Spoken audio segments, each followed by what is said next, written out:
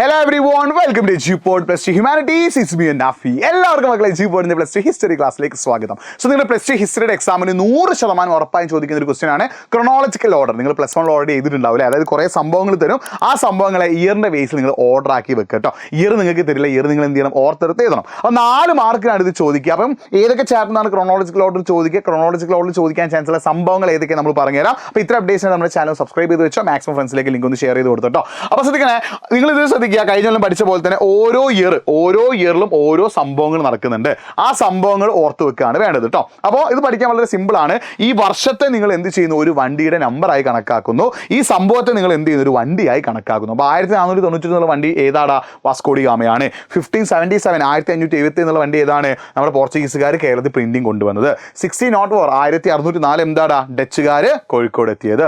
1721 എന്താടാ? ആറ്റിങ്ങൽ റിവോൾട്ട്. അപ്പോൾ ഈ സംഭവങ്ങളൊക്കെ ഓർത്ത് വെക്കണേ. 1729 എന്ത് ചെയ്തത്? മാർത്താണ്ഡവർമ്മ എന്ത് ചെയ്തു? തിരുവിതാംകൂറിന് രാജാവായി. 1741 ബാറ്റിൽ ഓഫ് കൊളച്ചൽ യുദ്ധം വന്നു. 1772 ഫസ്റ്റ് പ്രിന്റഡ് ബുക്ക് ഇൻ മലയാളത്തിൽ ആദ്യത്തെ പ്രിന്റഡ് ബുക്ക് വന്നു, സംക്ഷേപ വേദാർത്ഥം. 1892 എന്ത് വന്നു? ട്രീറ്റി ഓഫ് ശ്രീരംഗപട്ടണം വന്നു. 1893 പയച്ച് റിവോൾട്ട് വരുന്നു. 1805 എന്ത് വരുന്നു? ബ്രിട്ടീഷുകാർ തിരുവിതാംകൂറുമായിട്ട് ഒരു കരാർ ഒപ്പുവെച്ചു. 1809 കുണ്ടറ പ്രോക്ലമേഷൻ അഥവാ കുണ്ടറ വിളംബരം വന്നു. 1812 കുറിച്യ റിവോൾട്ട് അഥവാ കുറിച്യ കലാപം വന്നു. 1870 എന്ത് വരികയാണ്? ഗൗരി പാർവതി ബായി എന്ത് ചെയ്യാണ്? തിരുവിതാംകൂറിൽ സൗജന്യ നിർബന്ധമായ വിദ്യാഭ്യാസം കൊണ്ടുവന്നു. 1841 റവ ഹബിക്ക് കണ്ണൂരിൽ ഭരണശ്ശേരി ഇംഗ്ലീഷ് സ്കൂൾ സ്ഥാപിക്കുകയാണ്. 1847 മലയാളത്തിലെ ആദ്യത്തെ പത്രമായിട്ടുള്ള രാജസമാചാരം എന്ത് ചെയ്തു? പബ്ലിഷ് ചെയ്തു. 1859 ചാന റിവോൾട്ട് നടക്കുന്നത്. 1862 ബ്രണ്ണൻ സ്കൂൾ, തലശ്ശേരിയിൽ ബ്രണ്ണൻ സ്കൂൾ സ്ഥാപിച്ചു.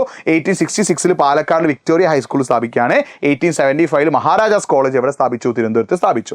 1891 മലയാളി മെമ്മോറിയൽ ഉണ്ട്. 1897 സി ശങ്കരൻ നായർ ആണ് എന്ത് ചെയ്തത്? അമരാവതി സെഷൻ ഓഫ് കോൺഗ്രസിനെ അമരാവതി സെഷന് അധ്യക്ഷത വഹിച്ചത്. പിന്നെ 1920 മഞ്ചേരി രാഷ്ട്രീയ സമ്മേളനം എന്നു. 1921 ഒരുപാട് കാര്യം നടക്കുന്നുണ്ട്. മലബാർ റിവോൾട്ട് അഥവാ മലബാർ കലാപം ഉണ്ട്. പിന്നെ അഖില കേരള കോൺഗ്രസ്, അതായത് all Kerala Congress political meeting വന്നു. 1924-25 വൈക്കം സത്യാഗ്രഹമാണ്. 31-32 ഗുരുവായൂർ സത്യാഗ്രഹമാണ്. 36 ടെമ്പിൾ എൻട്രി പ്രോക്ലമേഷൻ അഥവാ ക്ഷേത്ര പ്രവേശന വിളംബരം വന്നു. പിന്നെ 1937 ട്രാവൻകൂർ യൂണിവേഴ്സിറ്റി തിരുവിതാംകൂർ സർവകലാശാല വന്നു. 1941 കയ്യൂർ റിവോൾട്ട് അഥവാ കയ്യൂർ കലാപം വന്നു. 1942 കിയരിയൂർ ബോംബ് കേസ് വന്നു. 1946 എന്ത് വന്നത്? പുന്നപ്ര വയലാർ സമരം. 1947 പാലിയം സത്യാഗ്രഹം. 1949 ട്രാവൻകൂറും കൊച്ചിയും കൂടി ചേർന്ന് തിരുക്കൊച്ചിയായി. 1956 കേരള സംസ്ഥാനം വന്നിട്ടോ. ഈ ഒരു കാര്യം നിങ്ങൾ എന്ത് ചെയ്യുക? മനസ്സിലാക്കി വെക്കുക. പിന്നെ ഇതിന് പുറമെ മഹാത്മാഗാന്ധിയുടെ പാഠത്തിൽ നിന്നും എക്സാം ക്വസ്റ്റ്യൻ ചോദിക്കാൻ ചാൻസ് ഉണ്ട് ക്രോണോളജിക്കൽ ഓർഡറുമായിട്ട് ബന്ധപ്പെട്ടിട്ട്. 1950 മഹാത്മാഗാന്ധി ഇന്ത്യയിലേക്ക് തിരിച്ചെത്തുന്നു. ബനാറസ് ഹിന്ദു യൂണിവേഴ്സിറ്റിയിൽ മഹാത്മാഗാന്ധിയുടെ പ്രസംഗം 1916 ആണ്. 1917 ചമ്പാരൻ സത്യാഗ്രഹം കേട്ടോ. 1918 കേദ സത്യാഗ്രഹം, അഹമ്മദാബാദ് കോട്ടൺ മിൽ സ്ട്രൈക്ക് ഉണ്ട്. 1919 റൗലത്ത് ആക്ട് ഉണ്ട്, ജാലിയൻവാല മസാക്കർ ഉണ്ട്, ഖിലാഫത്ത് മൂവ്മെന്റ് ഉണ്ട്. 1921 നോൺ കോപ്പറേഷൻ മൂവ്മെന്റ് അഥവാ നിസ്സഹകരണ പ്രസ്ഥാനമുണ്ട്. പിന്നെ അതേപോലെ ഖിലാഫത്ത് മൂവ്മെന്റ് ഉണ്ട് കേട്ടോ. നിങ്ങൾ പഠിച്ചു വെക്കണം കേട്ടോ. അതേപോലെ തന്നെ 1922 ചൗരി ചൗര ഇൻസിഡന്റ്. ചൗരി ചൗര സംഭവിച്ച വർഷമാണ് 1922 ആണ്. 1928 അജിറ്റേഷൻ അഗെയിൻസ്റ്റ് സൈമൺ കമ്മീഷനെതിരെ സമരം 1928 ആണ്. 1929 ലാഹോർ ഇന്ത്യൻ നാഷണൽ കോൺഗ്രസ്, അതായത് ലാഹോറിൽ നടന്നിട്ടുള്ള സമ്മേളനം. 1930 സിവിൽ ഡിസൊബീഡിയൻസ് മൂവ്മെന്റ് അഥവാ നിസ്സഹകരണ പ്രസ്ഥാനം, ദണ്ഡി മാർച്ച്, ആദ്യത്തെ വട്ടമേശ സമ്മേളനം അതായത് first round table conference. 1931 Gandhi Irwin ഉടമ്പടി ഉണ്ട്, പാക്ട് ഉണ്ട്, സെക്കൻഡ് റൗണ്ട് ടേബിൾ കോൺഫറൻസ് ഉണ്ട് കേട്ടോ. 1935 ഗവൺമെന്റ് ഓഫ് ഇന്ത്യ ആക്ട് കൊണ്ടുവന്നു.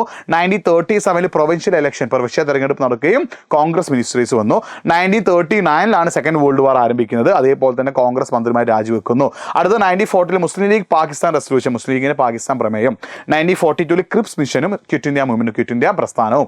1945 സെക്കൻഡ് വേൾഡ് വാർ അവസാനിച്ചു. 1946 പ്രൊവിൻഷ്യൽ ഇലക്ഷൻ നടക്കുന്നുണ്ട് വീണ്ടും. 1947 ഇന്ത്യക്ക് സ്വാതന്ത്ര്യം കിട്ടി. 1948 അസാസിനേഷൻ ഓഫ് മഹാത്മാഗാന്ധി. ഇത്രയും കാര്യങ്ങൾ നിങ്ങൾ എന്ത് ചെയ്യണം? പഠിച്ച് വെക്കണം. ഇനി ഇത് എങ്ങനെ ക്വസ്റ്റ്യൻ വരിക? ഇങ്ങനെയാണ് ക്വസ്റ്റ്യൻ വരിക. അതായത് ഇങ്ങനത്തെ കുറേ സംഭവങ്ങൾ തരും. ഈ സംഭവങ്ങൾ നിങ്ങൾ എന്ത് ചെയ്യും? ഇയർ നിങ്ങൾ ഓർത്ത് വെക്കുക. നിങ്ങളോട് ഇയറിന്റെ അടിസ്ഥാനത്തിൽ എന്ത് ചെയ്യാൻ പറയും? ക്രോണോളജിക്കൽ ഓർഡർ അഥവാ കാലഗണനാ ക്രമത്തിൽ ഓർഡർ ആക്കാൻ പറയും. അപ്പോൾ ഇത് നിങ്ങൾ എന്ത് ചെയ്യും? ഒന്ന് കമന്റ് ബോക്സ് ടൈപ്പ് ചെയ്തിട്ട് ഇത് എങ്ങനെയാണ് ഓർഡർ ആക്കിയിട്ട് എഴുതാന്നുള്ളത് നിങ്ങൾ എന്ത് ചെയ്യും? ഒന്ന് കമന്റ് ബോക്സ് ടൈപ്പ് ചെയ്യണം. ഇതിന്റെ ആൻസർ ഒന്നുകിൽ ഈ രീതി നിങ്ങളോട് എന്ത് ചെയ്യാൻ പറയും? ഓർഡർ ആക്കാൻ പറയും. മറ്റൊരു ക്വസ്റ്റ്യൻ കണ്ടോ? ഈ 4 ചോദിച്ചത്. അടുത്തൊരു ക്വസ്റ്റ്യൻ കണ്ടോ? നിങ്ങൾ ഇതിൻ്റെ ആൻസർ ഒന്ന് കമന്റ് ബോക്സ് ടൈപ്പ് ചെയ്ത് നിങ്ങൾക്ക് തന്നെ ഒറ്റയ്ക്ക് എന്ത് ചെയ്യും? ഇതിൻ്റെ ആൻസർ കിട്ടും കേട്ടോ. അടുത്ത കണ്ടോ? ഇതാണ് എന്ത് നിങ്ങളോട് ഓർഡർ ആക്കാൻ പറഞ്ഞത്. നെക്സ്റ്റ് ഇതാണ് എന്ത് ഓർഡർ ആക്കാൻ പറഞ്ഞത്. നെക്സ്റ്റ് ഇതാണ് ചാനൽ രജിസ്ട്രേഷനും ഒക്കെ ചോദിച്ചിട്ടുണ്ട്.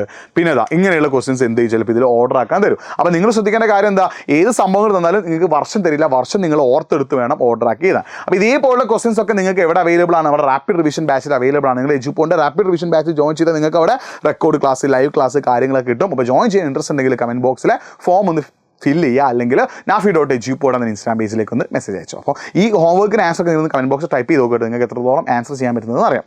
മറ്റൊരു വീഡിയോ ആയിട്ട് വീണ്ടും കാണാം. It's been Nafi signing off. By.